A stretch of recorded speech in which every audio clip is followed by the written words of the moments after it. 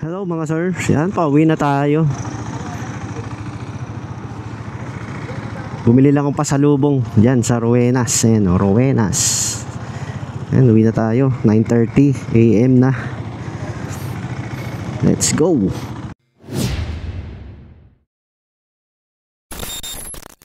Pag-usapan natin guys yung habang pauwi tayo. Uy, ganda oh. Itong 390 ng KTM, kung ito ba'y sakto na sa express, sakto na yung speed, hindi ka ba mabibitin? Ayun guys, sa personal experience ko ba, bitin ba yung KTM 390 yan, RC 390, Duke 390, Adventure 390 sa express? Parang mabibitin ba kayo? Kung ikaw ay nagso-solo ride lang tulad ko, eh madalas akong solo eh. Ayan oh. Madalas tayong solo ride eh. Naman akong masyadong sinasama mga grupo eh. Sa akin, hindi. Kasi wala naman akong sarili kong pace yung ano ko eh. Yung speed ko eh. Hindi ko kailangan humabol, hindi ko kailangan magmatulin. Para yung speed ko na to eh, akin lang to. Gusto ko, ito yung ganito lang gusto ko. Yan.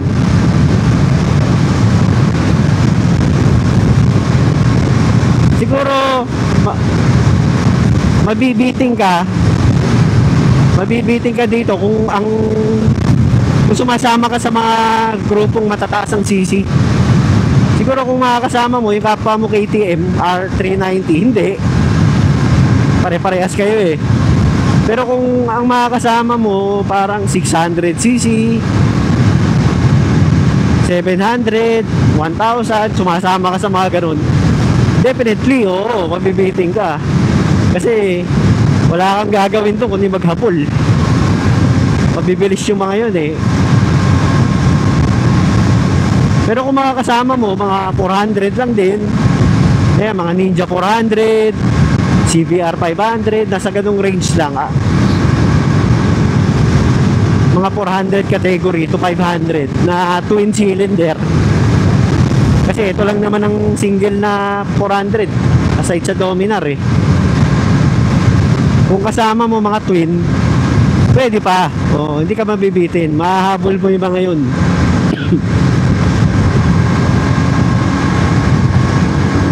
Kasi hindi naman makaka-top speed yung mga yun eh.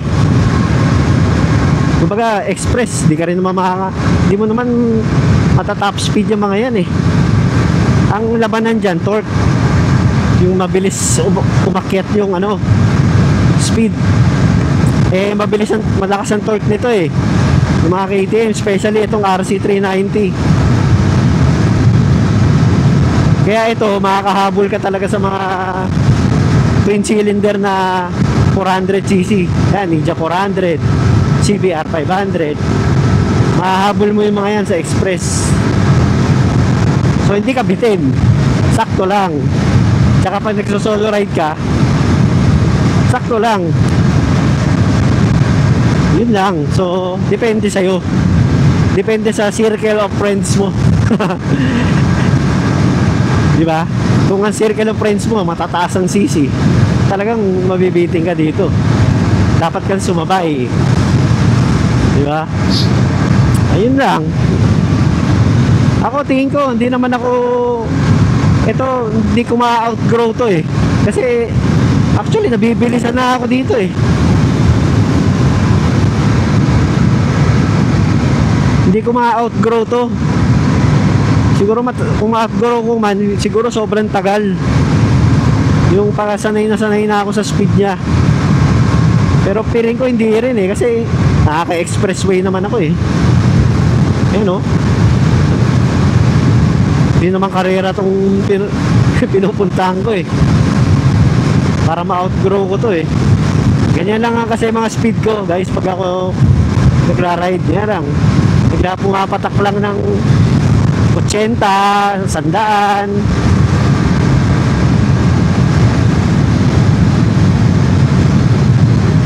Di ba?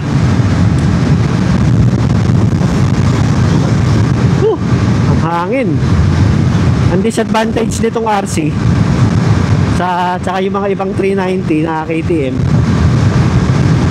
pag mahangin nadadala ka hanggang pag mahangin, hindi tulad ng ibang big bike talaga na mabibigat. Yung mga twin, mas mabigat yun mga yun medyo may resistance ka kahit papaano Ito hindi naman malala na madadala ka, pero ramdam mo na yung hangin tinutulak ka, tapos kailangan mong kontrolin, ganun. Tinutulak ka pa kanan, pa kaliwa, yung mga ganun. Kailangan mo siyang kontrolin. Mapapa-slow down ka ng konti kasi magugulat ka Pero yun lang naman ang tingin kong disadvantage nitong mga 390 ng KTM. Hindi naman big deal. Actually, mabilis na nga to para sa Pilipinas Philippine highways. Mabilis tong KTM. S-Lex diretso.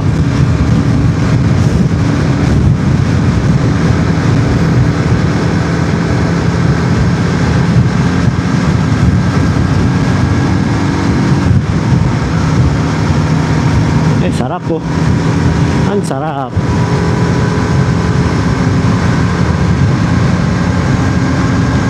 Tsaka guys, ang maganda dito sa mga KTM, yung 390 nila, may squeeze mo yung speed nito kung talagang mabilis ka magpatakbo. Mapipiga mo talaga yung power niya Kumbaga kung talaga ikaw mabilis ka magpatakbo, kaya racer ka o basta mabilis ka, may squeeze mo yung power nito to the last drop. ng di ba?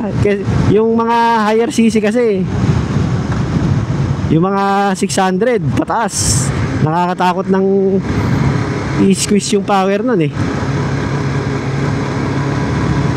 kasi masyado nang matulin para dito sa Philippine Road. Masyadong congested, tsaka makikipot. Kung nasa ibang bansa ka siguro, sa US yun, sakto yung 600cc doon.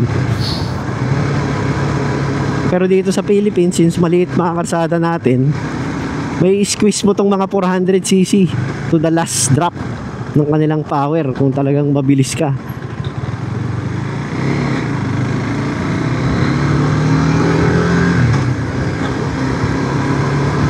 Expressway.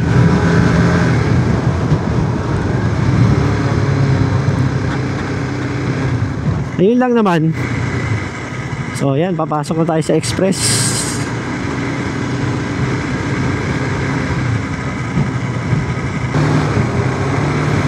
Tayo.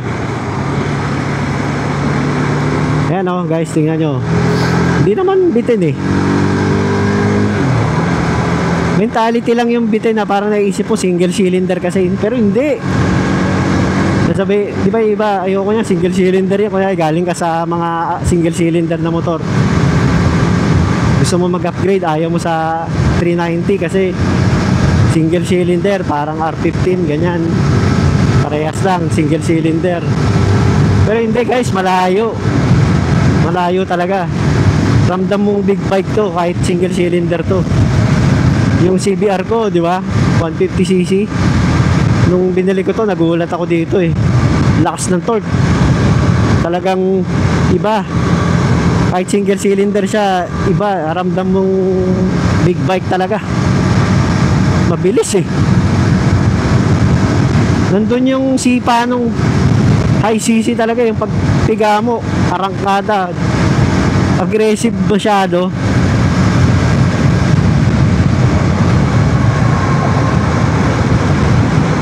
Pero hindi ka naman maiiwan ng mga kotse Unahan mo pa nga yan kung gusto mo eh.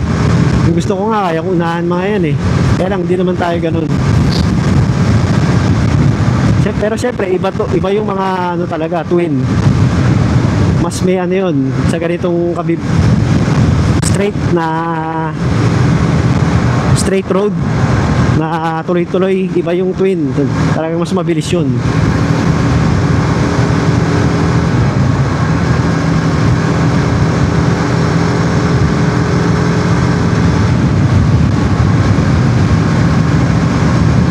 Wala pa to sa kalahati sa speed na capability niya. Ayan o, speed ko lang 80 plus. RPM ko wala pa sa kalahati. Ayan o, RPM ko 6,000 na. Gusto ko, ayaw habulin yung mga yun eh. Lakas ang hangin. Sarap.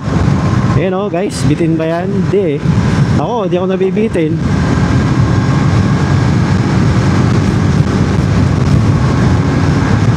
Kasabay ako sa mga kotse, mabilis pa nga tayo eh.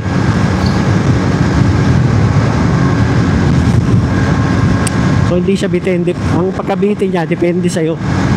Depende sa mga kasama mo o sa mga pinupuntahan mo, mga kasama mong mag-ride. Yun, doon ka makakaramdam ng bitin.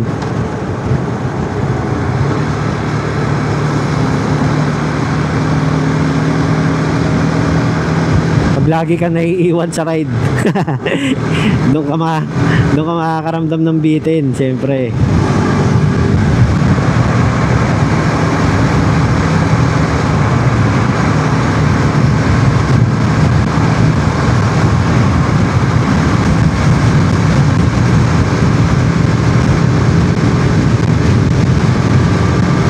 Sarap pag ganitong, sarap ng RC390 pag ganitong dire-diretso, yung ganyan.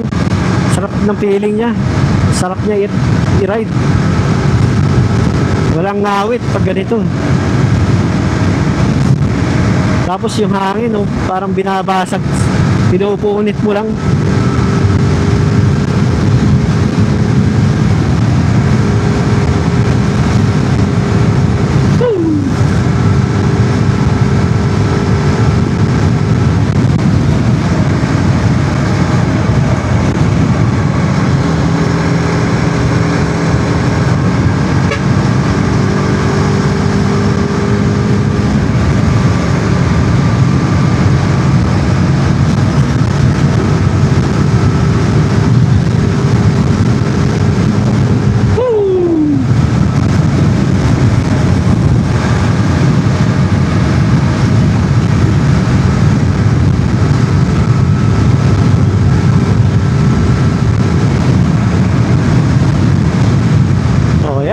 Diba? Hindi ka naman bitin eh.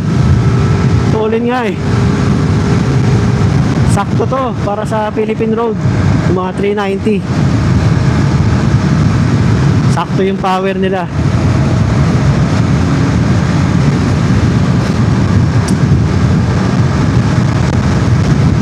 Ay, sarap.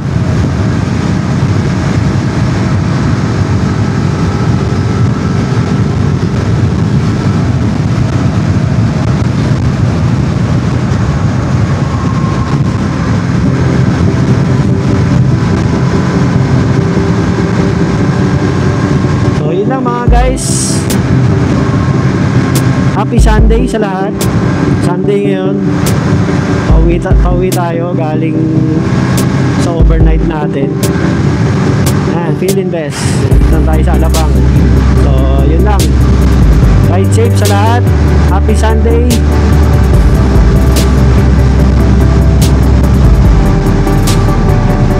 Peace out. God bless.